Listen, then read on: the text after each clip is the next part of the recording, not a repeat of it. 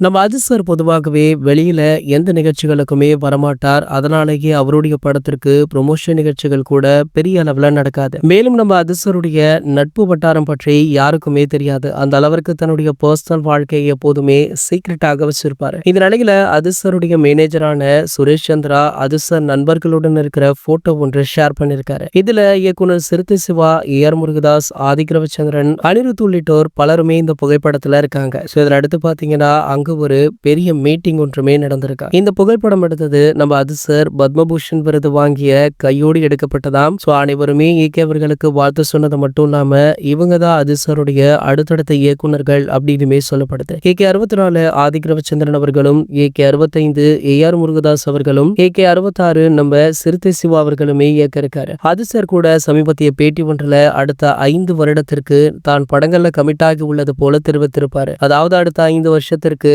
நான் ஒர்க் பண்ண போற ப்ரொடியூசருக்கு நன்றி அப்படின்னு சொல்லியிருப்பாரு. அந்த 5 வருடத்திற்குள்ள ஏகே அவர்களை வைத்து படம் எடுக்கக்கூடிய இயக்குனர்கள் இவங்க தானா? இந்த தகவல் தற்போது வெளியாகி சமூக வலைதளங்கள்ல வைரலுமே ஆகிட்டு இருக்கு. மேலும் இது போன்ற நம்ம அஜித் சாரை பற்றி வெளியாகும் அனைத்து செய்திகளுமே நீங்கள் உடனே தெரிஞ்சுக்க நம்மளுடைய சேனலை மறக்காம சப்ஸ்கிரைப் பண்ணிக்கோங்க.